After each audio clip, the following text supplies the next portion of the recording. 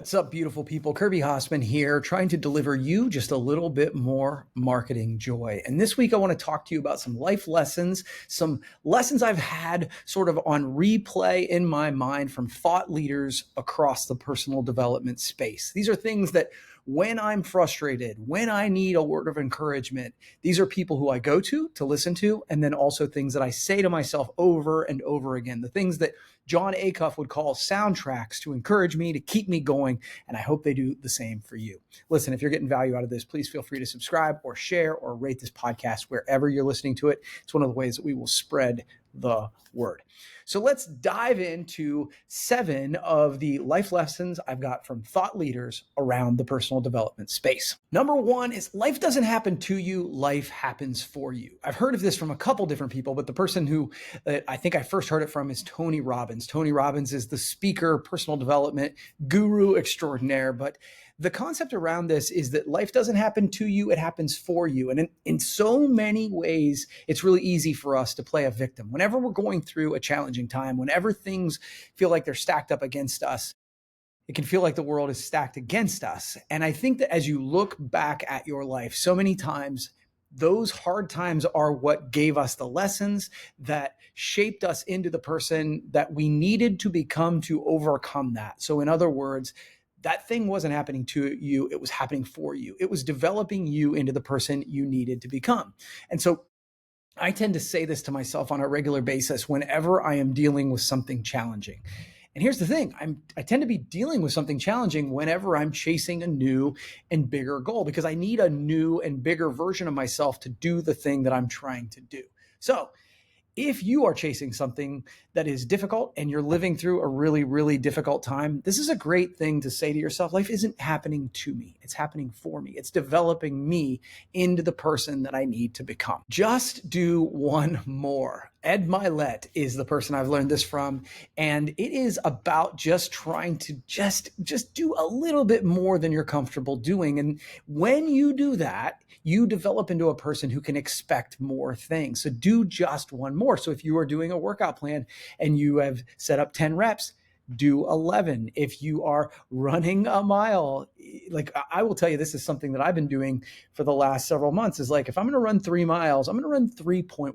So it's like just a little bit more. But if you do that every day for 30 days, you have run 3 more miles. It adds up. And when you are doing work that other people aren't doing, even the ones who are doing the work, when you're doing just a little bit more, you tend to expect better results. And you also, your goals tend to reach for what your expectations are. And when you've done that extra work, you expect that you'll get more, and you should. And the other thing that it really does create a compounding effect in your life, because if you make that one extra sales call per day, it's 300 more sales calls a year. And I don't know anybody who doesn't believe that they're probably going to get more results if they make 300 more sales calls, but also you're going to be that much better because you've got that many more reps. So there is a power in one more. And there's a great book by The Power of One More by Mylett. So check that out. That's number 2. Number 3 is one I heard recently, and it's from Jon Acuff. It's get to minute 11. Now, Jon was talking about how he enjoys writing, but sometimes he will procrastinate writing, even though he likes doing it, even though he's really good at it, even though it's a big part of his job. Sometimes he just doesn't feel like doing it. But what he has found is that when he gets into that flow state, he forces himself to do the work. If he can get to minute 11, it starts to get easy. He starts to feel in the flow. He starts doing good work. It's funny because I've been saying a different version of this. It's like whenever I ask people if they run and they're like, no, I hate running. And when I ask them, how long do you run? They're like 1 mile. Well, I'm like, that's the worst part. You gotta get warmed up. You gotta get past mile 1. What I've been really saying is you just got to get to mile 11, because most people are running a 10-minute mile or slower, but it takes you getting that kind of warmed up before you find yourself in a flow where you can really do good work. So credit to Jon Acuff on this one. Rather than just run 1 mile, it's just get it to minute 11 into whatever you're doing, and you're much more likely to find a flow state and be better at whatever you're doing. When it gets easy, go hard. Alex Hormozy is who I've heard this. This is a new soundtrack that I've been putting into my playlist. It's like, I think that one of the mistakes that we make as salespeople, as entrepreneurs, as content creators, whenever we're chasing a goal, right? the first part often is really hard because you're creating a new path, you're creating new habits, you're trying to develop new skills. And then all of a sudden, things start to go a little bit easier. And often that is when we take our foot off the gas. That is when we say, hey, I need a vacation. That is when you want to put your feet back and let things go. And Alex is like, no, that's when you go hard. Once you have developed something that nobody else is doing, that's when you push forward. That's when you do it even more, even better.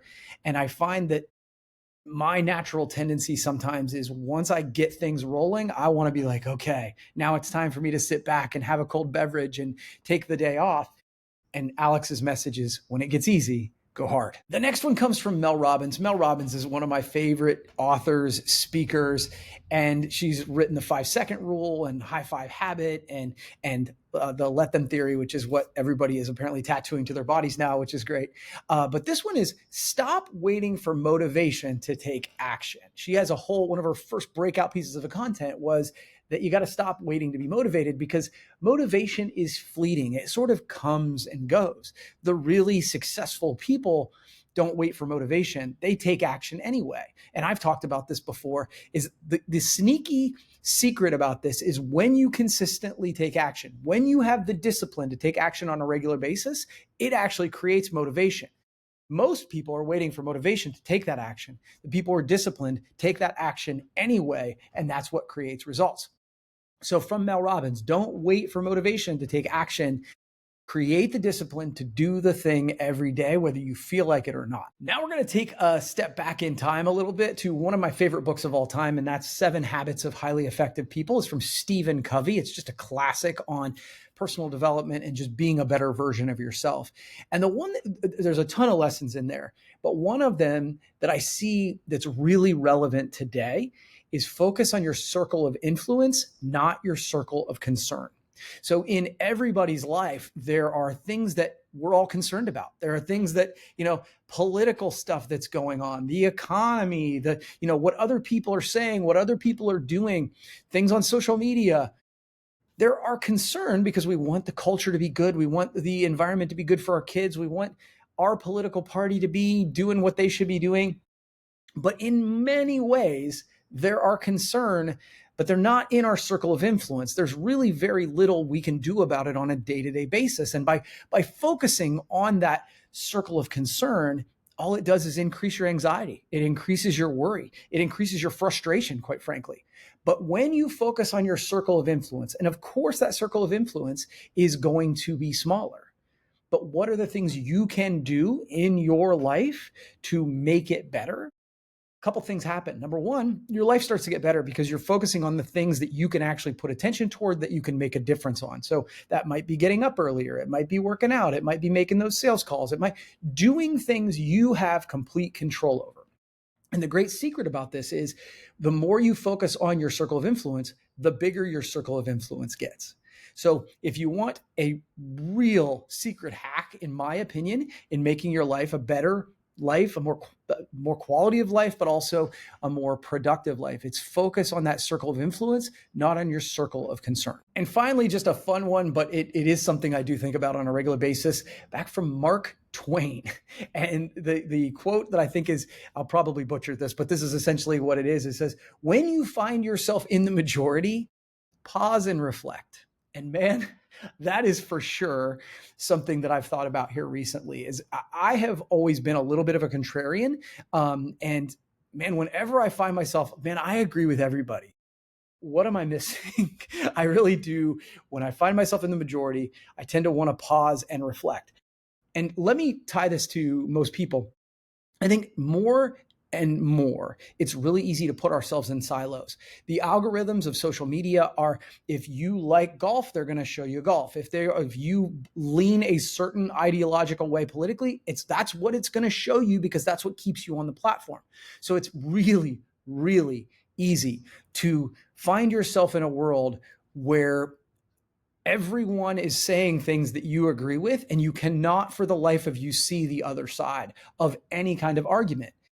And that's the moment to pause and reflect. If your political party can only do the right and everybody else is evil, if everything you're seeing is showing you that you are right, pause and reflect. It might be time to seek out things that are contrarian to your opinion and really, with an open mind, give them some thought.